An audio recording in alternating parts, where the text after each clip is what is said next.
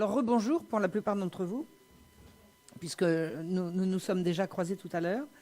Je veux remercier les organisateurs d'avoir laissé un temps de latence entre la fin du film de Serge Garde et mon intervention, parce que j'étais tellement bouleversée à la fin du film tout à l'heure que je suis sortie écraser ma larme. Bon, je sais bien que je suis une hypersensible. Mon père disait ma sensibilité a toujours été tournée en dérision dans ma famille. On disait que j'étais trop sensible, que j'étais malade, que j'étais... après, on a appelé ça hystérique, gravement atteinte. Enfin, je crois que c'est simplement ma sensibilité et que si j'étais pas sensible, je ne ferais pas ce que je fais. Donc, merci d'avoir mis ce temps entre la fin du film et mon intervention, parce qu'il aurait fallu que j'embraye tout de suite. J'aurais pas pu. Franchement, j'aurais pas pu. C'est trop affreux, c'est trop dégueulasse, c'est trop scandaleux et... Ça me touche vraiment très, très, très profondément. Et je voudrais dire un mot de félicitation à Serge Garde pour le très beau film qu'il nous a donné. Et un mot d'encouragement pour ce brave shérif de lait à qui je souhaite tout ce qu'on peut souhaiter de bien à quelqu'un comme lui. Voilà. Donc je viens vous parler de quelque chose que j'ai déjà évoqué à différentes reprises. C'est pas la première fois que je parle de ces choses-là dans une conférence. J'espère avoir été un petit peu plus complète que je ne l'ai été les fois précédentes. Je vais vous raconter... Alors, ce qu'on m'a demandé, c'est de voir comment on pouvait traiter ce problème de réseau pédophile ou pédocriminel, enfin ces affaires d'abus sur enfants, au regard de l'histoire. Et moi, j'ai étudié cette partie-là du XVIIIe siècle. En l'étudiant, j'ai découvert que j'étais absolument la première personne à avoir mis le nez là-dedans, à avoir poursuivi des études, à avoir fait des recherches sur ce sujet-là précisément. Donc, pour ceux qui savent déjà une partie de ce que je vais dire, je m'en excuse. Il y en a certainement qui ne savent pas encore. Donc, je vais m'adresser à vous tous. Et je vais vous parler d'un événement qui a ébranlé le règne de Louis XV par un scandale énorme qui a éclaté à partir de 1749, autour de 1749-1750, et qu'on a appelé l'extravagante affaire de l'hôpital général. Alors, qu'est-ce que c'est que l'extravagante affaire? Alors, l'extravagante affaire, c'est le titre qui a été donné par un historien qui s'appelle Henri Légier-Desgranges, qui a étudié très très à fond tous les tenants et les aboutissants de ce scandale retentissant. Et pour ne rien vous cacher, moi j'ai étudié absolument à fond à la fois le travail d'Henri Légier-Desgranges et je suis remontée aux sources qu'il a lui-même étudiées. Franchement, il n'a pas vu ce que j'ai vu. Alors, c'est pas qu'il n'a rien vu, mais... il n'a pas mis le doigt sur ce que j'ai vu moi et que je vais vous livrer. Voilà. Donc, qu'est-ce qui se passe en 1749? En 1749, éclate un conflit à l'hôpital général entre l'archevêque de Paris, qui représente, disons, l'Église, on peut dire qu'il est le parti de l'Église, et des juges laïcs qui se battent pour la direction de l'hôpital général. L'hôpital général, c'est l'équivalent de ce qu'on appellerait aujourd'hui de l'assistance publique. C'est-à-dire qu'il existe une institution qui a un siècle à ce moment-là et qui prend en charge les pauvres, les très pauvres, les handicapés, les fous, les orphelins, les enfants perdus, les vieillards sans secours, tous les gens qui sont au bord de la route sont pris en charge par cette gigantesque institution, l'équivalent donc de l'assistance publique. Et la guerre consiste à savoir qui va diriger l'institution.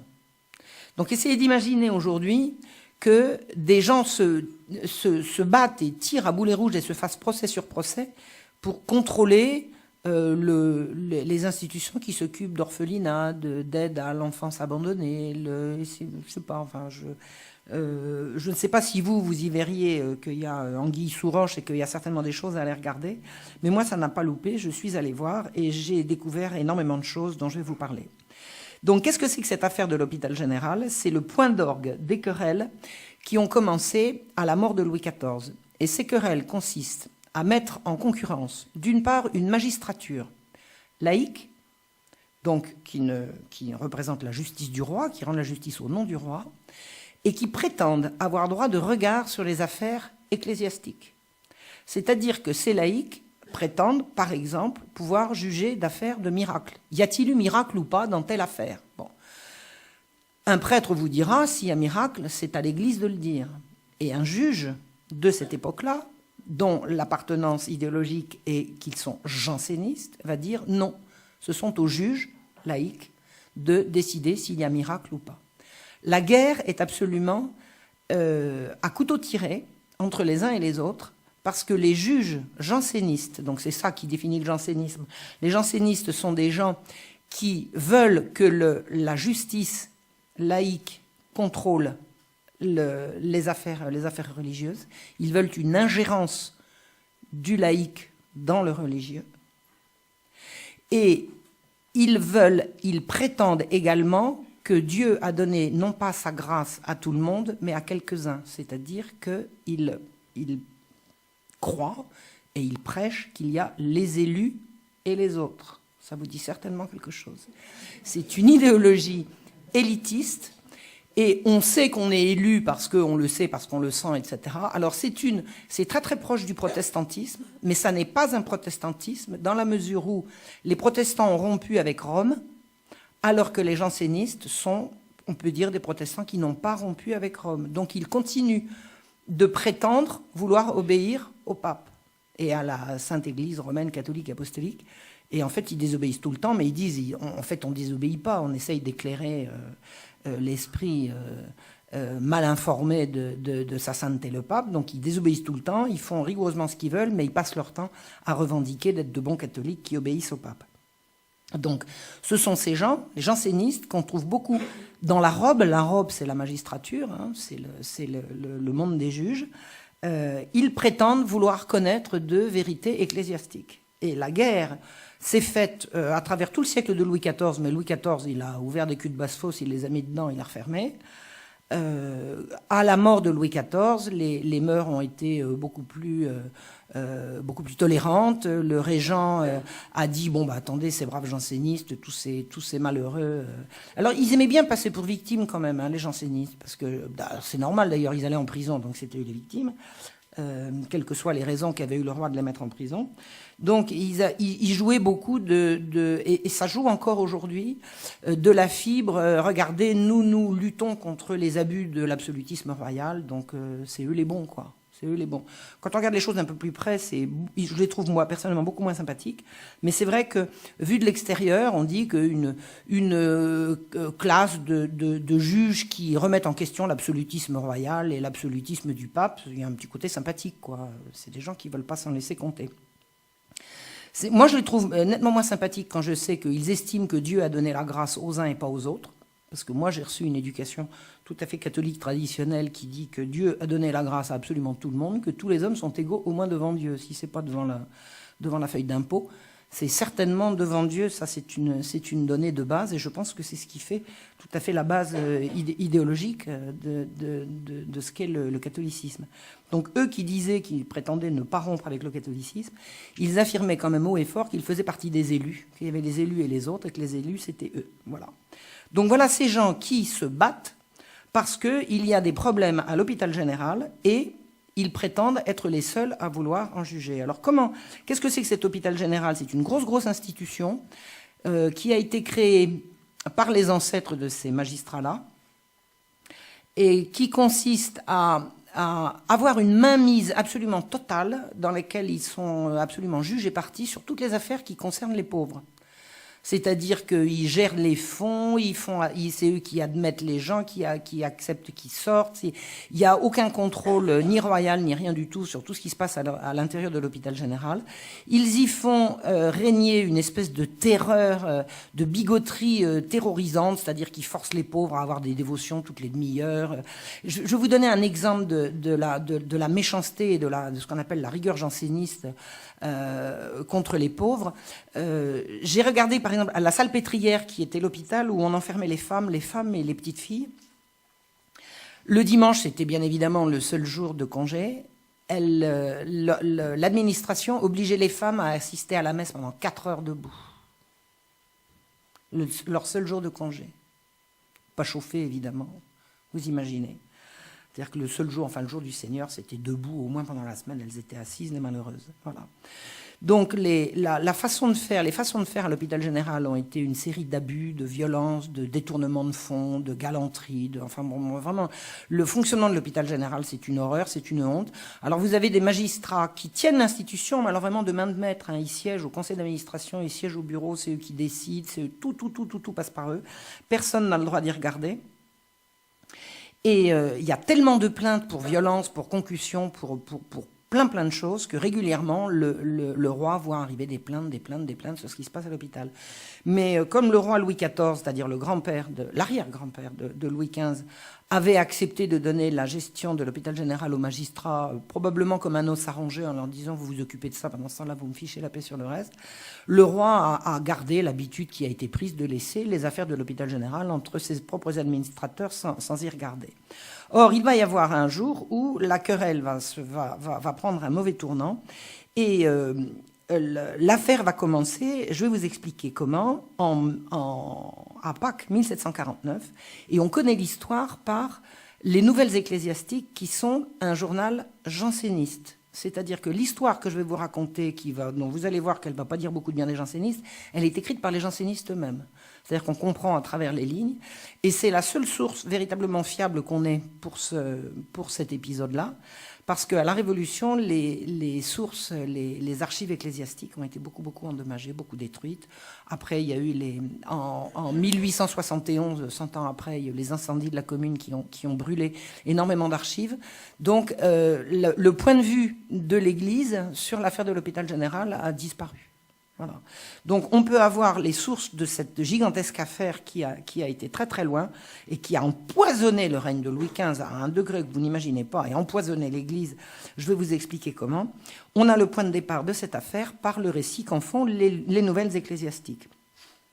Alors, avant de vous raconter ce qu'en disent les Nouvelles Ecclésiastiques, je vais vous dire ce que dit la version officielle de ce qui se passe. Et la version officielle, on la retrouve. Non pas qu'il était historiographe officiel à l'époque, mais c'est parce que tout le monde copie sur lui, un certain monsieur dont vous avez peut-être entendu parler, qui s'appelait Voltaire. Alors il a écrit sur tout, il avait son avis sur tout. Vous voulez savoir ce que Voltaire pensait de quelque chose, vous mettez le quelque chose dans un bon moteur de recherche et vous trouvez ce que Voltaire en a dit. Donc il a donné son avis sur la fameuse affaire de l'hôpital général dans un livre qui s'appelle Histoire du Parlement de Paris et qu'il a publié en 1769, c'est-à-dire 20 ans après les faits.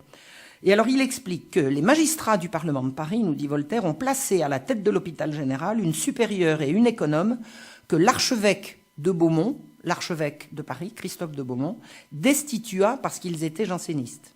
Alors, c'est ridicule, nous dit Voltaire, c'est ridicule, c'est grotesque, c'est une démarche extravagante, on n'a pas idée de faire des choses pareilles, et puis c'est du fanatisme, parce que ça, Voltaire, il s'y connaît en fanatisme. Alors, il dit, alors que le gouvernement, le roi, soutenait l'archevêque, le Parlement, les magistrats, a eu recours aux remontrances et refusa d'enregistrer une déclaration du roi. C'est exactement ça qui s'est passé. L'archevêque a dit qu'il n'était pas d'accord avec ce qui se passait à l'hôpital général. Le roi a donné raison à l'archevêque, il a fait une déclaration et le Parlement a refusé d'enregistrer la déclaration. C'est quoi l'enregistrement? Chaque fois que le roi émet une décision, c'est-à-dire une loi, la loi c'est le roi qui l'a fait, le Parlement l'enregistre, c'est-à-dire qu'il l'écrit dans les registres, enregistré, il ouvre le registre, il écrit dedans. Ça s'appelle enregistré. Tant que c'est pas enregistré, c'est pas valide. Si le roi dit « je veux que » et qu'il écrit « je veux que », tant que c'est pas enregistré, c'est pas encore une loi. Ça sera une loi quand ce sera enregistré. Et ce sont les magistrats qui détiennent l'enregistrement. C'est vous dire qu'ils peuvent tenir le roi comme ça, en lui disant « ah ben oui, c'est bien ce que vous avez dit, Majesté, on va enregistrer, oui, on va enregistrer. Mais on va d'abord faire des remontrances préalables. » J'ai fait plusieurs conférences pour expliquer ça. Tout le siècle de Louis XV aura été empoisonné par les refus d'enregistrement de la magistrature. Et là, le Parlement refuse d'enregistrer une déclaration du roi sur l'administration de l'hôpital général. Et nous dit Voltaire, le Parlement a cessé ses fonctions, le cours de la justice fut interrompu, parce qu'effectivement, le roi s'est fâché, le Parlement s'est mis en grève. Qui est-ce qui faisait la grève au XVIIIe siècle? Les juges. C'était pour les ouvriers. À l'époque, les ouvriers bossaient. Les juges, ils faisaient la grève. Ils faisaient la grève, et plus souvent qu'à leur tour. Donc, nous dit Voltaire, le cours de la justice fut interrompu pour 2 femmes d'un hôpital, c'est-à-dire la supérieure et l'économe. Mais ce qu'il y avait d'horrible, c'est que pendant ces querelles indécentes et absurdes, vous savez, puisque c'est du fanatisme, c'est forcément indécent et absurde, on laissait mourir les pauvres faute de secours. Plus de charité quand l'esprit de parti domine, les pauvres moururent en foule, on n'y pensait pas, et les vivants se déchiraient pour des inepties. C'est pour des textes comme ça que Voltaire s'est fait sa réputation de grand pourfendeur du fanatisme et de la bêtise. Vous savez que Voltaire, il a pourchassé et pourfendu la superstition et le fanatisme. Et on le voit dans des textes comme ça. Si vous êtes prof de lettres, ça vous est peut-être arrivé de faire valoir des textes de Voltaire. Moi, si j'étais prof de lettres et convaincu que ce monsieur est bien, je ressortirais un truc comme ça. Alors, ce qu'il dit, la source du mal, c'est le fanatisme, car il dit « il s'arme des moindres prétextes ». Et la phrase qui tue dans la façon qu'a Voltaire de nous raconter cette affaire de l'hôpital général, c'est la phrase suivante qui a été reprise par plusieurs historiens. Je ne les ai pas retrouvés, mais j'ai parfaitement souvenir l'année de mes études d'en avoir trouvé plusieurs, qui dit « Jamais plus petite affaire ne causa une plus grande émotion dans les esprits ». Voilà. L'affaire de l'hôpital général, c'est une affaire imbécile de fanatisme entre un archevêque et des magistrats pour deux bonnes femmes d'un hôpital. Il dit pour deux femmes d'un hôpital, il pourrait dire deux bonnes femmes, ça irait aussi bien. Je trouve ça très méprisant. Au siècle suivant, les historiens ont repris la même chose, parce que Voltaire sert beaucoup de sources. Et vous avez un historien qui s'appelle Charles Lacretelle, qui est mort en 1855, qui écrit « Monseigneur de Beaumont destitua la supérieure de l'hôpital général sous prétexte de son opposition à la bulle unigenitus ». La bulle unigenitus, c'est la décision papale qui a condamné le jansénisme comme étant hérétique. Donc ce que nous dit Lacretelle, c'est « La supérieure de l'hôpital général était pro-janséniste, donc l'archevêque l'a destituée ». Et c'est comme ça que l'affaire a éclaté. Michelet, Michelet, j'adore. Michelet, il dit « Le gouffre d'arbitraire était depuis 100 ans soumis au moins à l'œil du magistrat, à une certaine surveillance de la justice. Cet œil était gênant. On le crève un matin, si j'ose ainsi parler, et le roi remet tout au prêtre. » Ça veut dire quoi? Ça veut dire que les juges surveillaient ce qui se passait à l'hôpital, et le roi a tout remis au prêtre. Alors, Michelet, c'est vraiment du délire. C'en est comique. Il faudrait faire un jour une lecture comique de Michelet. C'est vraiment rigolo. Donc, en résumé, l'affaire de l'hôpital général, c'est le fanatisme religieux d'un archevêque qui sème le trouble dans une institution laïque à cause de son fanatisme. Et c'est ça qu'on nous vend. Voilà.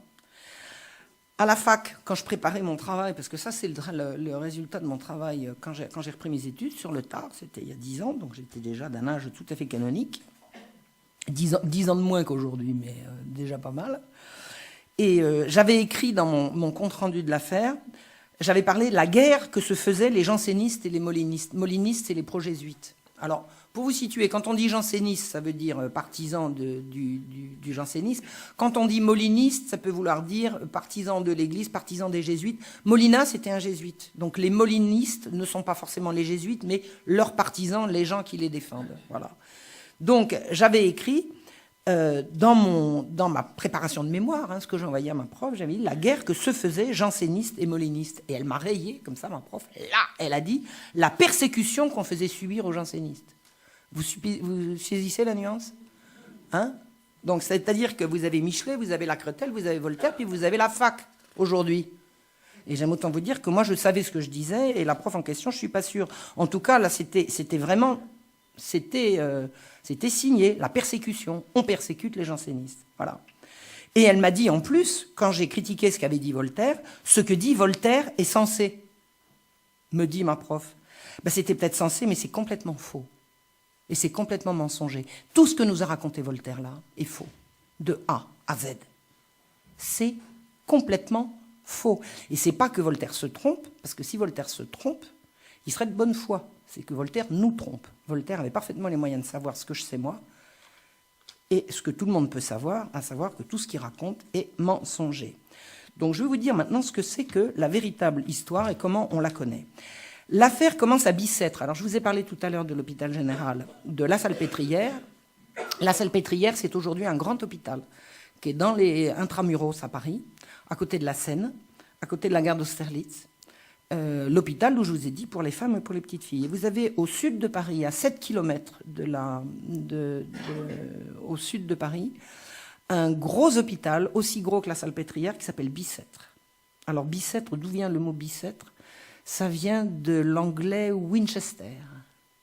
Et je crois qu'il y avait un Anglais qui s'était installé là et qui avait construit un château au temps de Henri IV, je crois. Et Winchester, les Français, ils ne savaient pas prononcer ça. C'était Winchester, puis c'est devenu Bicêtre. Donc c'est aujourd'hui un gros hôpital où on peut retrouver, c'est très émouvant, si un jour vous allez à Paris, vous passez à Bicêtre, vous passez à l'hôpital général, vous passez à la Salpêtrière, vous retrouverez ces lieux chargés à la fois de beaucoup d'histoire et beaucoup de souffrance, comme vous allez comprendre. Donc l'affaire remonte à Bicêtre. et qui accueille donc les hommes et les jeunes gens et les adolescents à partir de 11 ans. Et c'est ce que je vais vous raconter que j'ai tiré des Nouvelles Ecclésiastiques. Alors, le rédacteur des Nouvelles Ecclésiastiques, c'est Louis-Adrien Lepège, c'est un avocat janséniste acharné, mais acharné. C'est un anti-jésuite déchaîné. Toutes les saloperies qu'on raconte sur les jésuites pendant le siècle, j'ai retrouvé dans ses notes, c'était lui la fabrique. Il faisait des mémoires, il faisait des trucs. Alors c'était des calomnies, c'était vraiment des horreurs. C'est un anti-jésuite et un janséniste acharné, et c'est lui qui nous raconte en juillet 1749. Et alors il est lui partisan également de la limitation de l'absolutisme royal par les juges jansénistes. Ce sont des gens qui théorisent la limitation de l'absolutisme. Voilà. Alors qu'est-ce qu'il nous raconte? Il nous raconte en juillet 1749, donc si vous allez en bibliothèque municipale et que vous voulez trouver les Nouvelles Ecclésiastiques, elles y sont. Si vous allez en juillet 49 des Nouvelles Ecclésiastiques, vous allez lire l'histoire que je vais vous raconter. Il dit qu'il y avait en 1735, donc en 49, il nous raconte ce qui se passait en 1735, une centaine d'enfants à Bicêtre qui étaient indisciplinés et presque indisciplinables, desquels un certain Fusier, un jeune homme Fusier, décida un jour de 1735 de venir s'occuper et de les séparer de 14 enfants de chœur qui étaient l'objet de sa sollicitude. Ça veut dire quoi? Ça veut dire que vous avez un certain Fusier qui a 22 ans, qui est simple clerc, il n'est pas prêtre, il est janséniste, alors là, janséniste de chez janséniste, et il vient à Bicêtre, où il n'a rien à faire. Enfin, a priori, je veux dire, il n'est pas pauvre, il ne fait pas partie de l'encadrement, il est bénévole, il est volontaire, et il vient à Bicêtre par dévotion et par zèle pour le service des pauvres. Donc vous avez une grosse institution avec des pauvres qui travaillent toute la journée ou qui ne travaillent pas ou qui fichent rien. Enfin, je veux dire, c'est un camp de concentration, hein, l'hôpital général. Et lui, il vient, âgé de 22 ans, s'occuper d'une centaine d'enfants dont il estime qu'ils sont indisciplinés, indisciplinables. Et c'est tellement grave ce qu'il voit qu'il dit, il y a quand même des enfants dont il faut s'occuper en particulier, ce sont les enfants de chœur. Et la première chose à faire, ça va être de séparer les enfants de chœur du reste des enfants. Et il trouve que ces enfants de chœur sont corrompus dans leurs mœurs et négligés. Et lui, il arrive en disant, vous allez me les confier. Voilà. Alors il débarque, il dit, je veux les 14 enfants de chœur, je vais m'en occuper. Ils sont négligés, je vais m'en occuper. Les enfants de chœur, dit-il, par exemple, sont libres de choisir leur confesseur. Donc ils vont voir le confesseur qui leur convient le mieux. Par exemple, le confesseur qui va être le moins sévère. Et lui, Fusier, il dit, mais attendez, c'est grave. C'est grave. Ils vont aller voir le confesseur qui dit le prêtre le plus facile, le plus caressant, celui qui donne le plus de friandises. C'est les friandises. Les prêtres, ils ne distribuent pas des friandises. Il va dire, bon, il va donner l'absolution pour des broutilles. C'est pas comme ça qu'il faut. Pour sauver l'âme des enfants de chœur, il faut leur faire des pénitences dures. Il faut être sévère. Et c'est ça que vient faire ce Fusier, qui est âgé de 22 ans, qui n'a rien à voir avec l'institution. Et je vous dis, pour avoir bien étudié le code de l'hôpital général, que ce Fusier ne peut pas entrer à l'hôpital sans l'accord, à tout le moins, minimum, de messieurs les administrateurs de l'hôpital, tous magistrats et tous jansénistes. C'est clair.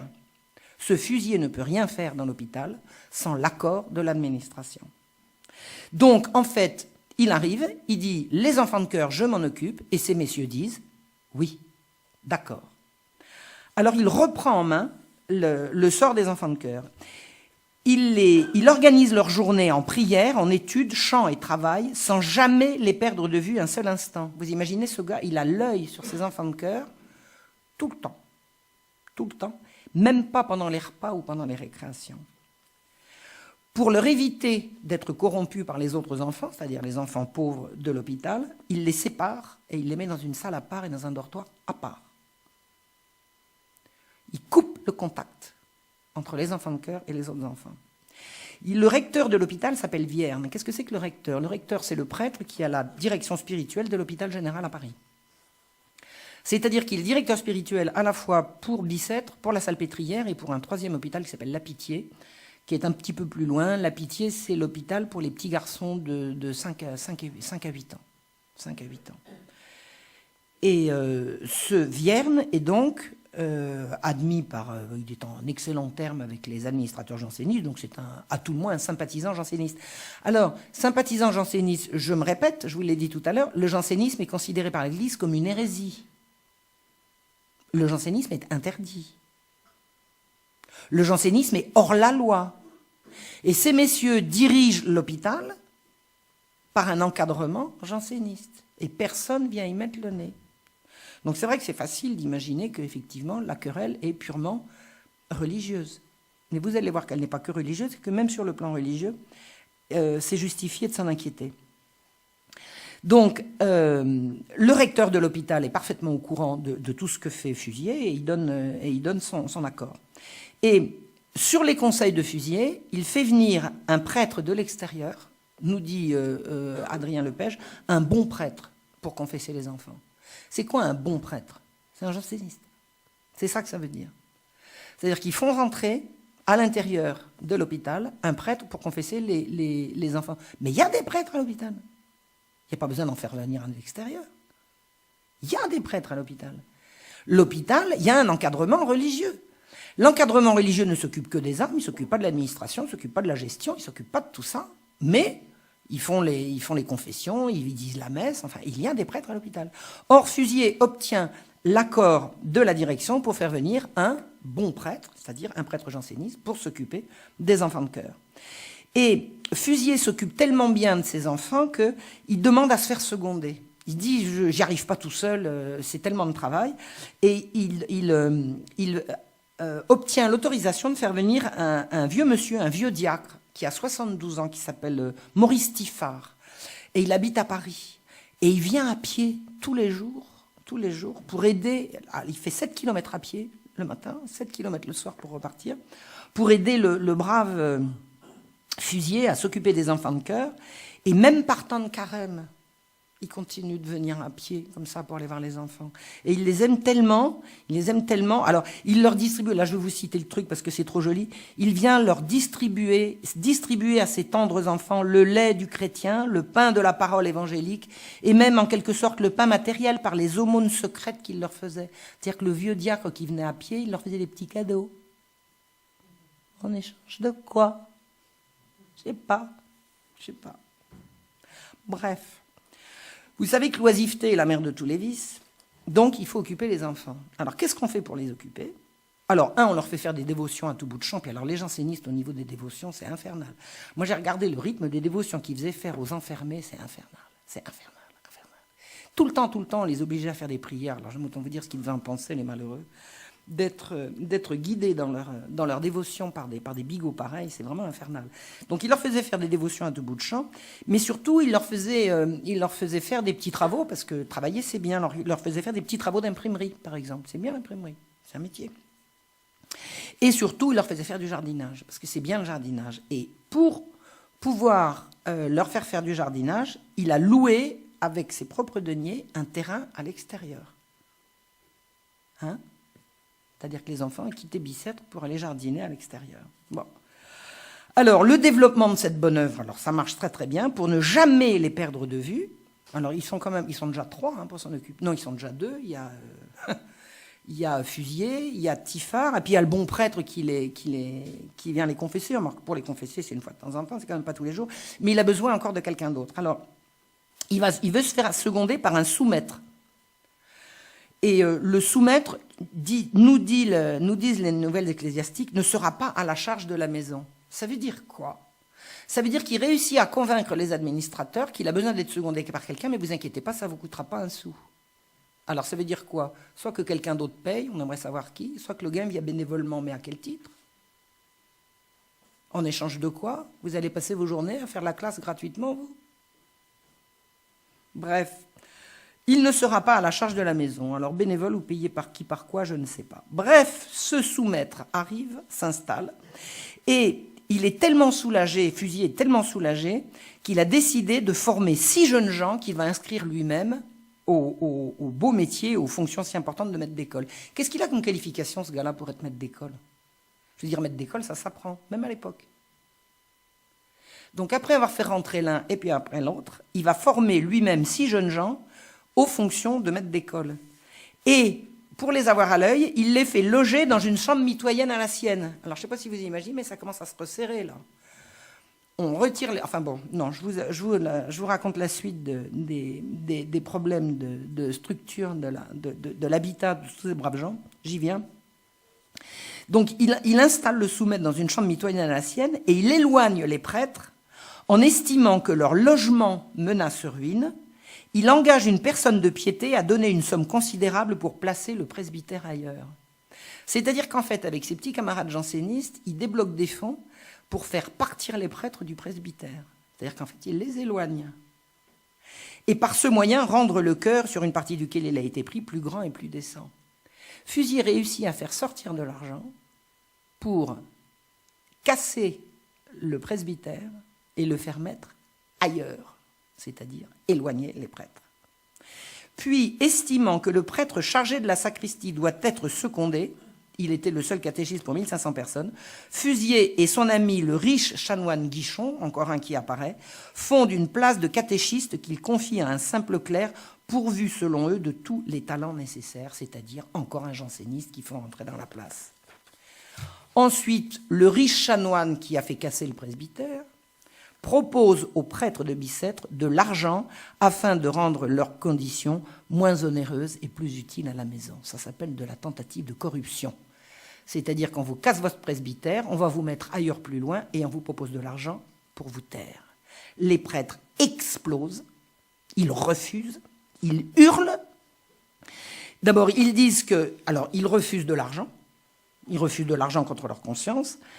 Ils refusent de laisser entrer des jansénistes, parce que c'est ce qui se passe depuis l'arrivée de Fusier. On fait venir un catéchiste, on fait venir un sous-diacre, on fait venir un sous-maître, on fait venir un machin et un truc.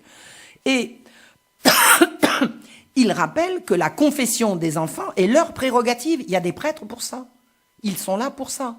S'il y a des prêtres à l'hôpital, c'est pour faire la confession, pour confesser les gens, notamment pour mettre dans la messe et entendre les gens en confession, y compris les enfants de chœur. Donc les prêtres disent « Rendez-nous les enfants de chœur, arrêtez avec vos histoires, laissez-nous ». On les a éjectés. Et les prêtres en question ne sont pas des prêtres jansénistes. Vous avez compris, la secte, elle rentre petit à petit, comme ça, par le moyen de ce Fusier, dont on peut très bien comprendre qu'il a été mis là par les administrateurs de l'hôpital pour faire une reprise en main janséniste.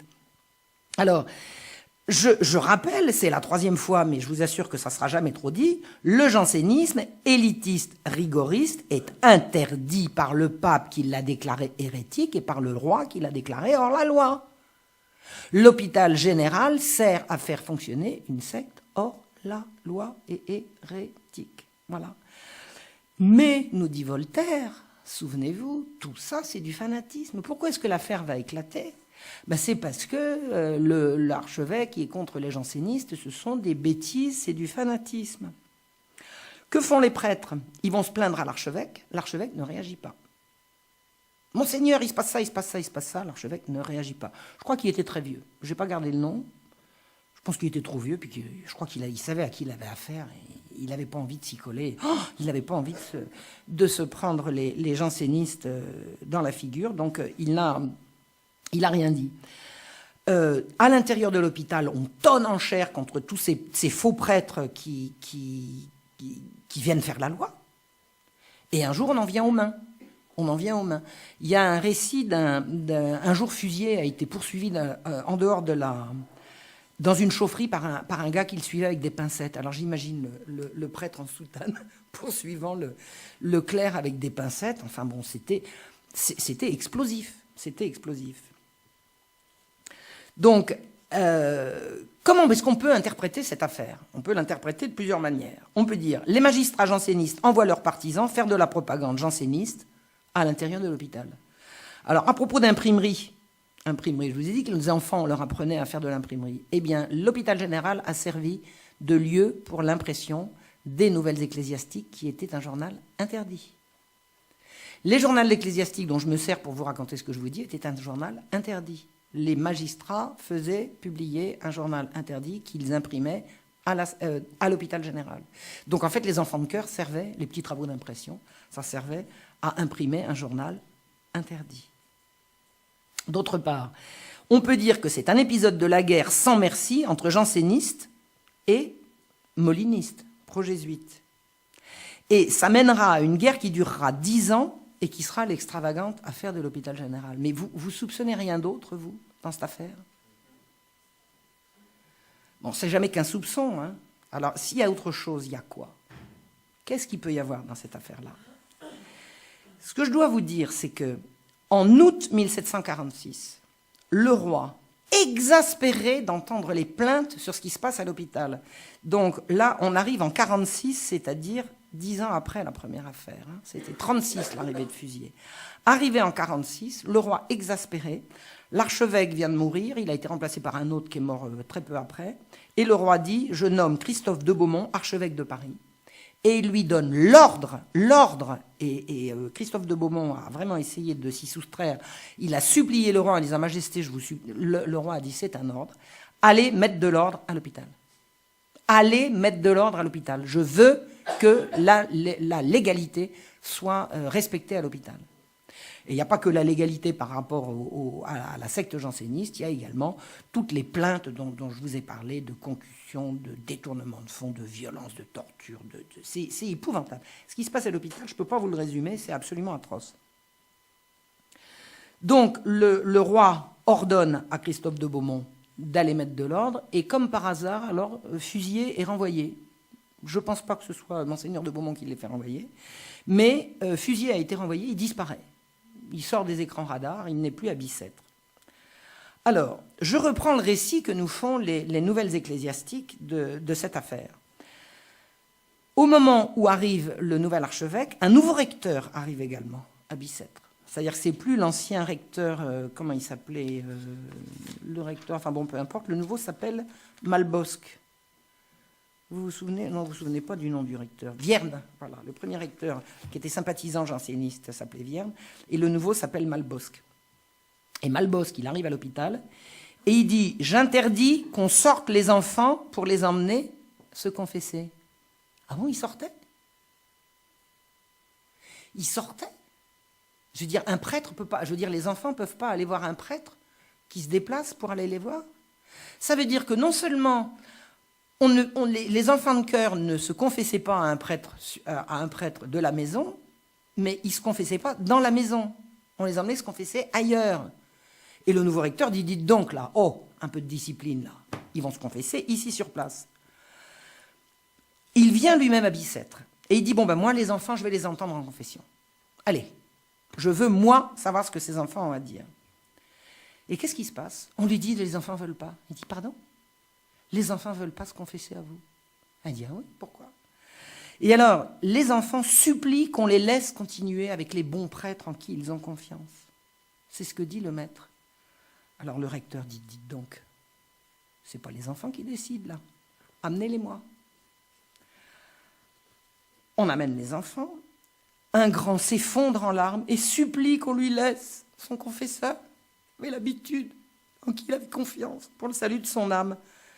Malbosc répondit donc, montrez donc l'exemple aux pauvres dont on sait très bien que chaque fois qu'ils prétendent aller à l'extérieur, en fait, ils vont au cabaret. Ça veut dire que le recteur, il a l'air de savoir pas mal de choses sur ce qui se passe dès qu'on a un bon de sortie. C'est-à-dire qu'en fait, les enfants, quand ils vont se confesser, ils ont un bon de sortie. Et, nous dit le nouveau recteur, on sait que les pauvres vont au cabaret, et vous allez où? Et le grand répond, vous êtes bien persuadé, monsieur, que nous n'allons pas au cabaret, puisque notre maître nous mène et nous ramène. C'est-à-dire que tout ça, ça se fait sous la surveillance des mêmes. Les enfants sortent, ils reviennent. La présence du maître est-elle une garantie, à votre avis, qu'il ne se passe rien de fâcheux pour ces enfants?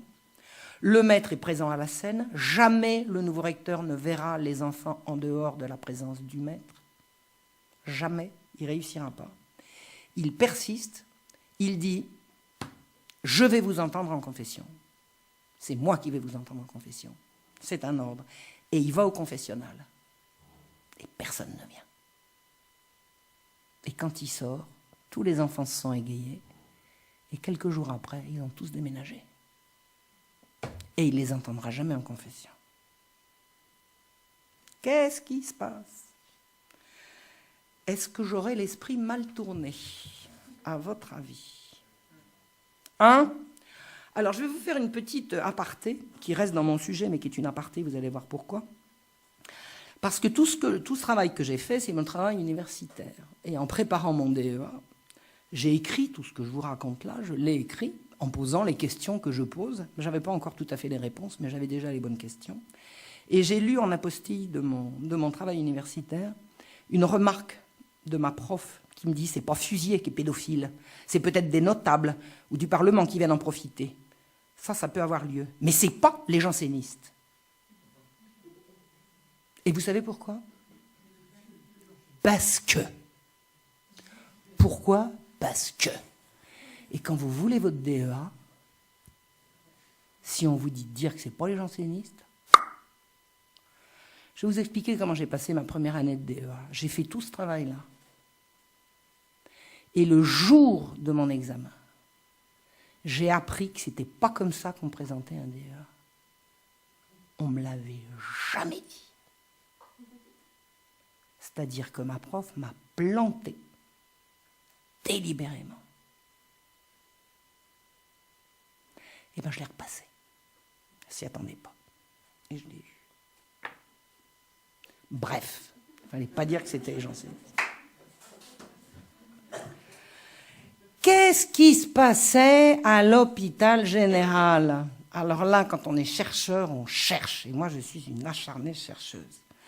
Il y a un monsieur restif de la Bretonne. Alors, j'ai déjà raconté la chose, hein, excusez-moi, mais enfin maintenant, bon, je la reprends. Hein, il n'y a rien de nouveau vraiment sous le soleil. Il y a un monsieur qui s'appelle Restif de la Bretonne, qui a écrit en 1794, c'est-à-dire pendant la Terreur, incidemment, un livre qui s'appelle Monsieur Nicolas. Voilà, Restif de la Bretonne, en plus, c'est un gars de par chez moi, c'est un gars de Lyon. Vous savez ce qu'il raconte dans Monsieur Nicolas? Et alors, je vais vous raconter l'anecdote de l'anecdote. Restif, comme il était d'Auxerre, comme il était de mon coin, qui était d'Auxerre, il y a régulièrement à Auxerre des évocations de Restif de la Bretonne. Et il y a un jour, la bibliothécaire d'Auxerre qui m'a dit « Marion, venez voir, j'ai trouvé un truc pour vous. » Et moi, j'avais déjà lu des trucs de Restif de la Bretonne, mais dans les versions que j'avais lues de Restif de la Bretonne, j'avais eu les versions expurgées. Et la bibliothécaire d'Auxerre m'a dit « Marion, venez voir, elle avait trouvé une version originale. » Alors, je vais vous dire ce qu'il écrivait, Restif. Vous savez où il était, Restif, quand il avait 11 ans? Il était enfant de chœur à Bicêtre. Et le maître, le sous-maître recruté par Fusier, c'était son grand frère, qui s'appelait Thomas. Et vous savez ce qu'il était, la caractéristique de Thomas? Bon, ben, il était pédéraste, quoi. Hein, il aimait bien en papaouter les petits garçons. Et c'est son frère qui le dit. Et il raconte. Et tout ça, c'était des pédérastes. Et tous ces enfants, ils couchaient avec. Et je te sodomise aujourd'hui, puis je te sodomise demain. Et puis il y en a qu'on fouettait. Et puis tout ça, c'était une affaire de mœurs. Ça veut dire que ce que je soupçonnais, Restif le raconte. C'est-à-dire que je ne me suis pas trompée. Et si ce n'était pas les jansénistes, c'est qui? Qui est-ce qui avait mis ce fusier-là? Qui est-ce qui l'a protégé jusqu'au bout? Qui est-ce qui a empêché que l'archevêque vienne mettre son nez dans les affaires de l'hôpital? C'est bien les mêmes quand même.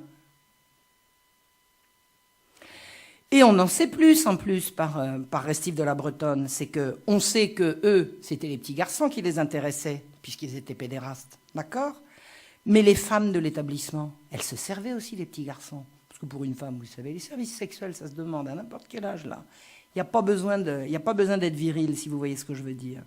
C'est-à-dire qu'en fait, les enfants de chœur étaient les mignons de l'encadrement, qui faisaient rentrer les jansénistes en veux-tu en voilà, et les enfants de l'établissement étaient les esclaves sexuels de l'encadrement.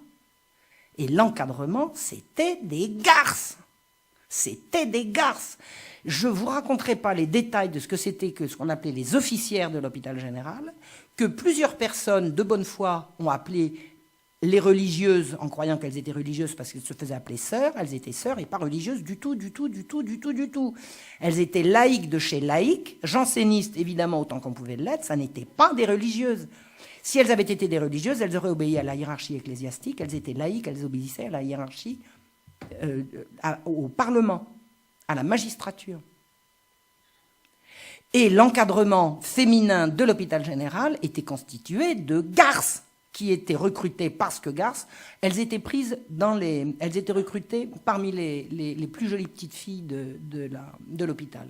Puis elles grandissaient, Elle rentrait, elle couchait avec machin, avec truc, avec bidule. Elles avaient chacune 3 ou 4 amants. Il y en avait une, elle avait la caractéristique de coucher avec le procureur général, le lieutenant général de police, et puis je sais plus qui, le premier président. Enfin bon. C'était galanterie sur galanterie, mais également pédophilie. 11 ans, c'est quoi? Alors, pour ceux qui croient qu'à l'époque, les enfants étaient plus matures, c'est exactement l'inverse. Hein? La puberté chez les filles, à l'époque, est de 15 ans révolus, plus proche de 16 que de 15. Et en plus, c'est les petits garçons, là. C'est de la pédophilie. Il y avait donc bien de la pédophilie à l'intérieur de l'hôpital général. Qu'est-ce qu'il nous racontait, Voltaire, là? Vous voulez qu'on reprenne Voltaire? Qu'est-ce qu'il nous disait? Les magistrats du Parlement de Paris ont placé à la tête de l'hôpital une supérieure et une économe que l'archevêque destitua parce que janséniste. Menteur. Menteur. Voltaire avait tous les moyens de savoir ce qui se passait véritablement. Lui, il était particulièrement bien renseigné. En admettant qu'il ne l'ait pas su, quand on ne sait pas, on ne dit pas. Alors maintenant, regardez ce qui se passe. En dehors du fait que, c'est avéré, je veux dire, c'est cousu de fil blanc, mais si en plus Restif le raconte et qu'il en a été témoin, on voit bien que... alors, d'abord, quand Malbosc est arrivé et qu'il a voulu confesser les enfants de cœur de la façon que je vous ai dit, Thomas Restif, donc le frère de Restif de la Bretonne, qui était le maître des enfants, il est parti de la maison avec tous les mignons. Et ces enfants, ils avaient soit des parents, soit des tuteurs. Mais en général, c'était plutôt des tuteurs parce que c'était des enfants en souffrance. Donc, pour sortir de l'hôpital, il a fallu qu'ils aient l'autorisation des parents et des tuteurs. Et les tuteurs, c'était les magistrats. Donc, ils ont couvert. Ils ont couvert la fuite de celui qui aurait pu raconter ce qui se passait. Donc, en fait, tout s'explique. Qu'est-ce que c'est que les travaux de jardinage qu'on leur faisait faire à l'extérieur? C'est quoi? C'est 6 hectares, Bicêtre. Sur 6 hectares, ils n'ont pas 50 mètres carrés pour faire du jardinage à des gamins. Il les envoyait à l'extérieur. Attendez. Il a isolé les enfants de cœur des autres enfants, c'est pour pas qu'ils parlent. Ils ont éloigné et tenté de corrompre les prêtres pour les faire taire, qui n'ont pas voulu. Le vieux monsieur qui offrait des cadeaux, à votre avis, c'était en échange de quoi? Les jeunes qui ont été recrutés par Fusier pour leur apprendre le métier de maître d'école que Fusier ne connaissait pas, et qui les loge dans la chambre à côté, c'est quoi, là? Ça devait rigoler le soir. Il devait y avoir de ces orgies là-dedans. Et en plus, les bons de sortie avec le maître pour aller se confesser à l'extérieur. C'est bien évident, pour se confesser, il n'y a pas besoin de sortir. Le recteur aurait pu tout savoir en écoutant les enfants en confession. Les enfants auraient parlé. Donc en fait, le truc est resté secret. Et Fusier n'aurait jamais pu obtenir ce poste sans l'accord des administrateurs, qui étaient tous magistrats jansénistes au Parlement de Paris. Alors je ne dis pas que tout le Parlement était janséniste. Attention, je ne dis pas ça. Les jansénistes au Parlement de Paris étaient une minorité agissante, organisée et redoutable, mais ils n'étaient qu'une minorité. Hein, le Parlement n'était pas janséniste. Et alors, cerise sur le gâteau, les petits travaux d'imprimerie, les nouvelles ecclésiastiques étaient imprimés clandestinement par les gitons de toute cette bande de pédérastes. Enfin, écoutez, voilà ce que c'est. Alors, on reprend l'affaire du siècle. Ça, c'est pas l'affaire du siècle encore, parce que l'affaire du siècle, elle n'a pas éclaté là-dessus. C'est moi qui vous dis ce que raconte Restif, mais à l'époque, ça s'est pas dit. Personne n'a dénoncé ce qui se passait. Rien. Fusier a disparu, Restif a disparu avec les gosses, point, circulé, rien à voir. Rien n'a été dénoncé, rien du tout. Le 24 juillet 1749, les nouvelles ecclésiastiques nous disent que des officières laïques de l'hôpital viennent de s'enfuir en laissant l'hôpital sans encadrement. Pourquoi? Les administrateurs leur faisaient confiance et même leur versaient des pensions, c'est-à-dire que de dignes officières en qui les administrateurs avaient toute confiance viennent de s'enfuir de l'hôpital parce que le nouvel archevêque vient semer la terreur. Il vient terroriser les malheureuses officières. C'est encore un coup des jésuites. Alors là, s'il y a la moindre chose, s'il y a, je sais pas, un coup de verglas et que ce n'est pas la faute des jésuites, c'est que le gars, son attention s'est relâchée 5 minutes. Donc c'est forcément la faute des jésuites. Elles ont été chassées par la persécution anti-janséniste de l'archevêque de Paris. C'est-à-dire que la version de l'hôpital général, la version des nouvelles ecclésiastiques, c'est la même que Voltaire.